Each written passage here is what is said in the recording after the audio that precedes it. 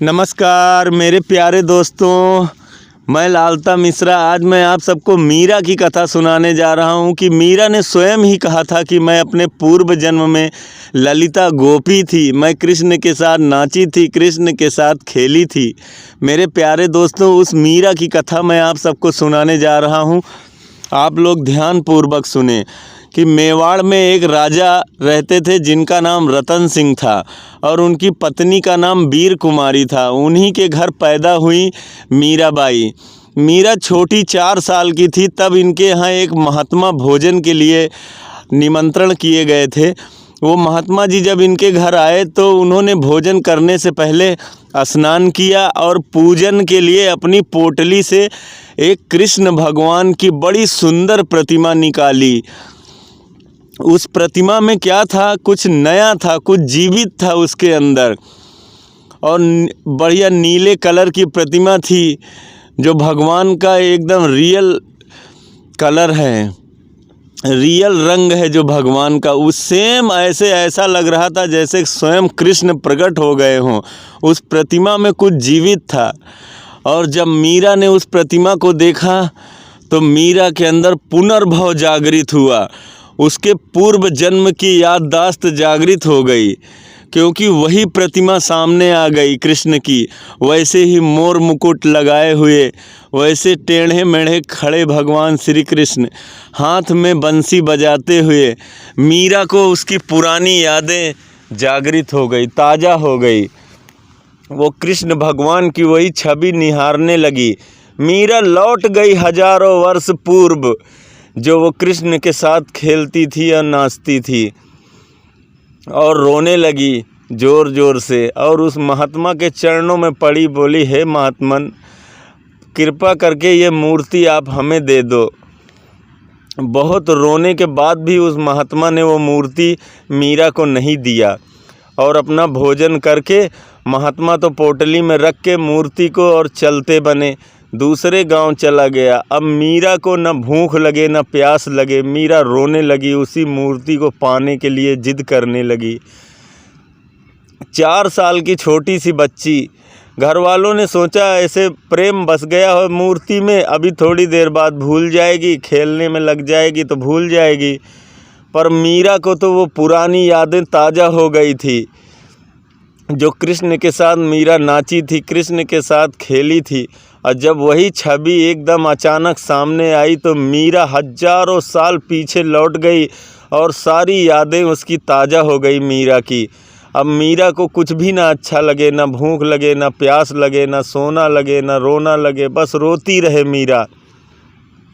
घर वालों ने सोचा कि चलो उस महात्मा को ढूंढते हैं, क्या पता नहीं कहाँ चला गया होगा वो महात्मा, और अगर मिल भी जाएगा तो इसकी क्या गारंटी है कि वो मूर्ति दे ही देगा। देना होता तो यहीं दे देता वो। महात्मा तो दूर गांव में जाके ठहरा था। रात में महात्मा को सोते समय सपना आया, भगवान प्रकट हो गए चतुर्भुज रूप में और बोले कि हे महात्मन, ये मूर्ति तुम्हारे पास अमानत थी, तो अब ये किसी दूसरे की अमानत थी जो तुम्हारे पास रखी थी। अब वो व्यक्ति मिल गया, तुम कृपा करके इस मूर्ति को उसे वापस कर दो। ये मूर्ति उसी की थी, तुम्हारे पास तो अमानत के रूप में आई थी। तुमने इतने दिन बहुत सेवा कर ली, अब ये मूर्ति जिसकी है उसे वापस कर दो। ये दृश्य महात्मा ने सपने में देखा। तुरंत उसकी आंखें खुल गई और चारों तरफ उठ के ढूंढने लगा कि कौन था, कौन आया था, कौन ये बात कह गया मुझे। बेचारा बहुत दिनों से भगवान की पूजा पाठ करता था, कभी उसे दर्शन न हुए थे। अचानक आज दर्शन पाके वो भी भावुक हो गया, आंखें भर आईं उसकी। चारों तरफ ढूंढने लगा उस भगवान को। वो नीलमणि भगवान हाथ में बंसी पकड़े, मोर मुकुट धारण किए हुए। ये छवि देख के महात्मा अब भागा वहाँ से, उसकी नींद टूट गई। अब वो भागते हुए आया मीरा के घर। मीरा के हाथ पैर जोड़े, मीरा के पैर छुए और बोले, हे देवी, ये अमानत तुम्हारी है, ये लो। वो मूर्ति को दे के महात्मा तो चला गया। मीरा उस मूर्ति को लेके रात दिन घूमने लगी, उसी से प्रेम करने लगी।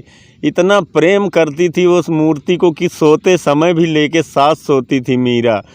और उसके प्रेम में इतना डूब गई थी, ना खाने का होश रहता ना पीने का, और बस उसी के साथ खेलने लगी, उसी के साथ बातें करने लगी। पहले मीरा अकेले बातें किया करती थी मूर्ति से, अब तो गिरधर गोपाल स्वयं बातें करने लगे मीरा से। वो गिरधर गोपाल की मूर्ति को लेके घूमने लगी चारों तरफ, और भगवान भी उससे बातें करने लगे। पहले मीरा अकेले डोला करती थी राहों में, अब भगवान गिरधर गोपाल भी उसी के साथ घूमने लगे। दोनों एक दूसरे के साथ घूमने लगे, बातें करने लगे। लोगों ने समझा मीरा पागल हो रही है। ये सब देख के मीरा के घर वाले बहुत परेशान हो जाते कभी कभी, क्योंकि वो राज खानदान के लोग थे, राजा थे, और मीरा की ऐसी हरकतें उनको बिल्कुल नहीं शोभा देती थी, क्योंकि वो भी एक राजरानी थी, राजकुमारी थी। तो फिर एक दिन क्या हुआ कि मीरा बैठी थी, गिरधर से अपने बातें कर रही थी। गिरधर से बातें करते करते शाम हो गई। घर वालों ने बहुत समझाया कि खा लो पी लो कुछ, मूर्ति तो तुम्हारे हाथ में ही है। पर मीरा, उस दिन मीरा के गांव में एक बारात आई, तो दूल्हा को देख के मीरा ने अपनी माँ से कहा कि हे माँ, मेरा दूल्हा कौन है, मेरा वर कौन है, मेरी शादी किसके साथ होगी। माँ ने तो ऐसे ही प्रेम में कह दिया था कि तेरा दूल्हा और कौन है, यही है गिरधर गोपाल ही तेरा दूल्हा है, यही तो तेरे पति हैं, जिसे तू पूरा दिन लिए लिए साथ घूमती है, यही तेरे पति हैं। माँ ने तो ऐसे ही अपनी भोली भाषा में मजाक में कहा था, पर उन्हें क्या पता कि मीरा सच ही मान लेगी।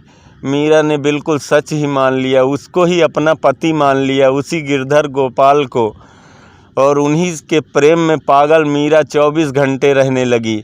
उन्हीं से बातें करने लगी, उन्हीं के साथ नाचती, उन्हीं के साथ गाती, उन्हीं के साथ खेलती।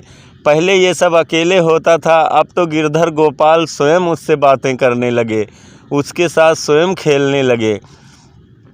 कुछ दिनों के बाद मीरा का विवाह होता है राजा भोज के साथ। भोजराज के साथ विवाह होने के बाद मीरा उनके राज्य में जाके रहने लगी, पर अपने गिरधर गोपाल को साथ ही लेके गई थी मीरा। एक दिन राजा भोजराज की किसी के साथ लड़ाई हो गई और उस युद्ध में राजा भोज मारे गए। अभी बहुत छोटी सी उम्र थी मीरा की, उसके पति का देहांत हो गया।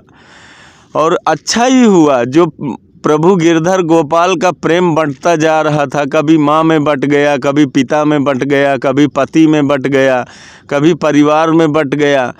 ये धीरे धीरे लोग सब खत्म होने लगे। मीरा के माँ बाप भी खत्म हो गए, मीरा के सास ससुर भी खत्म हो गए, मीरा के पति भी खत्म हो गए।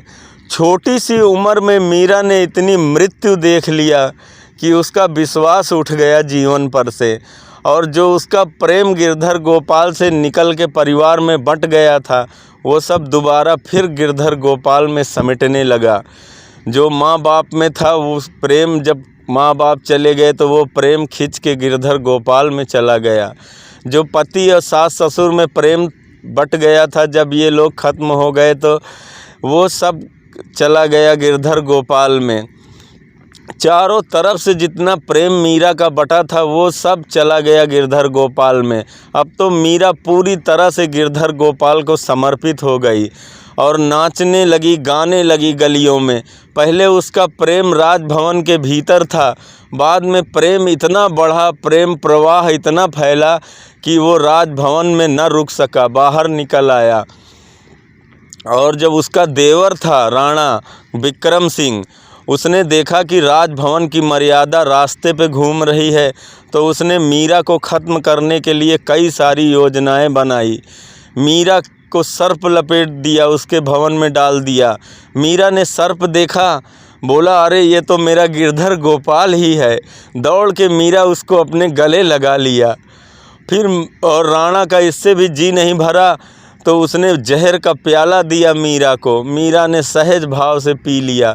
जितनी भी यातनाएं मीरा को राणा ने दी है, उसका देवर विक्रम सिंह था, क्योंकि वो नहीं चाहता था कि उसके राज खानदान की मर्यादा ऐसे रास्ते पे नाचती डोलती घूमे। उसके बाद मीरा ने घर ही छोड़ दिया, दोबारा घर लौट के ही नहीं गई मीरा। अपने गिरधर गोपाल के प्रेम में नाचती गाती मीरा वृंदावन पहुंच गई। वृंदावन में भी मीरा नाचती रही गाती रही, लेकिन उसका बहुत अपमान वहाँ भी हुआ। मीरा सबको कहती थी कि मैं ललिता गोपी थी, मैं अपने पूर्व जन्म में यहीं जन्म लिया था मैंने, यहीं मैं कृष्ण के साथ नाचती थी, यहीं खेलती थी मैं। पर लोगों ने उसका बहुत अपमान किया। मीरा फिर वृंदावन से भी छोड़ के चली गई, वहाँ रणछोड़ दास मंदिर द्वारिका चली गई मीरा। अब मीरा वहीं रहने लगी, वहीं अपने गिरधर गोपाल से प्रेम करती, वहीं उनका पूजन अर्चन करती और वहीं रहती। कुछ दिनों के बाद में जब विक्रम सिंह राणा ये भी ख़त्म हो गए तो इनके जो नाती पोते थे उन्होंने मीरा को लाने की बहुत कोशिश करी कि मीरा राज रानी होके वहाँ मंदिरों में रह रही है, उसको बुला के लाते हैं। लोगों ने कहा कि इस बार मीरा को बुला के ही लाना, जैसे भी आए धरना दे देना, वहीं बैठ जाना, पर मीरा को लेके ही आना। अंतिम बार मीरा ने कहा कि अब जब तुम लोग जिद कर रहे हो तो मैं अपने एक बार गिरधर गोपाल से पूछ लेती हूँ, जैसी उनकी आज्ञा होगी। कथा आती है मेरे प्यारे दोस्तों कि मीरा अंतिम बार गिरधर गोपाल के मंदिर में भीतर गई और उसी में जाके समा गई। समा ही जाना चाहिए था मीरा को। मीरा का ऐसा प्रेम भगवान गिरधर को समा ही लेना चाहिए था मीरा को, और मीरा वहीं गिरधर गोपाल के मंदिर में ही समा गई। मेरे प्यारे दोस्तों, ऐसी और कथाएं सुनने के लिए आप हमारे चैनल को सब्सक्राइब कर लीजिए, और एक वीडियो पसंद आई हो तो एक लाइक ज़रूर करें। हम फिर मिलेंगे अपने नई वीडियो के साथ, तब तक के लिए जय श्री राधे कृष्ण।